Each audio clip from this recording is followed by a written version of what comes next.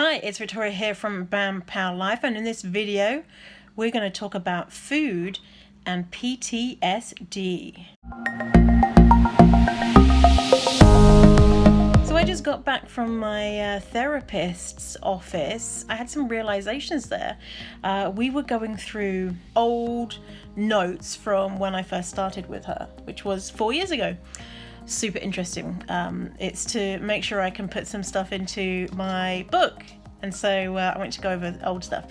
Something that we realized was there was a connection for me between trauma and food, and why that made it difficult for me to overcome some food things. I just wanted to tell you what my trauma was, see if maybe do you have any trauma around it? Is this something that you might be struggling with? And if so, maybe just thinking about it might make you go, oh yeah. So the first traumatic thing that I had around food was a member of my household suffered from an eating disorder, which meant that there was food scarcity. And so we were poor, and so there was food scarcity anyway. Because of this person's eating disorder, there wasn't a lot of food in the house. And so whenever food was brought into the house, you had to be super quick to get your hands on it, to make sure that you got your share, because if you didn't, then it would be gone really quickly. This caused trauma for me because I believed that food was scarce, and if you didn't get your hands on it quick, then you weren't going to get any. The second source of food trauma that I discovered that I had was one time we had Coco Pops. I don't know if you call it Coco Pops in Canada and the US, but it's like Rice Krispies covered in chocolate. We had Coco Pops, which was so rare that, you know, we barely had cornflakes, never mind Coco Pops. Anyway, so we had Coco Pops, and I wanted a second bowl of Coco Pops, and these were a really expensive special treat, and so my mum said, you're not allowed another bowl of Coco Pops.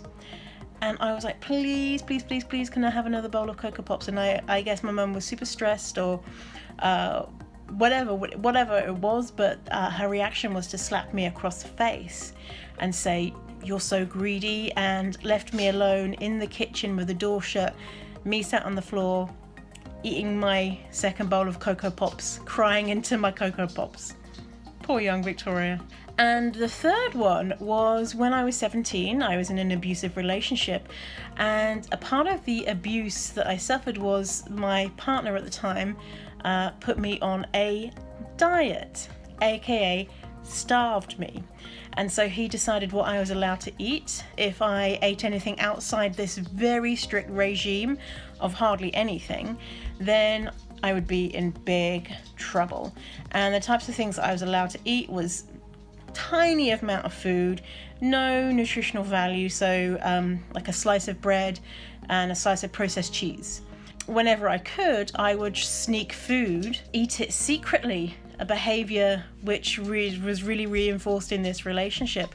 And if he ever found out that I had eaten anything that I wasn't supposed to, then he would fly off the handle, call me all sorts of things, and I was physically in danger. These experiences caused trauma, and also reinforced messages I had around food, that food was scarce.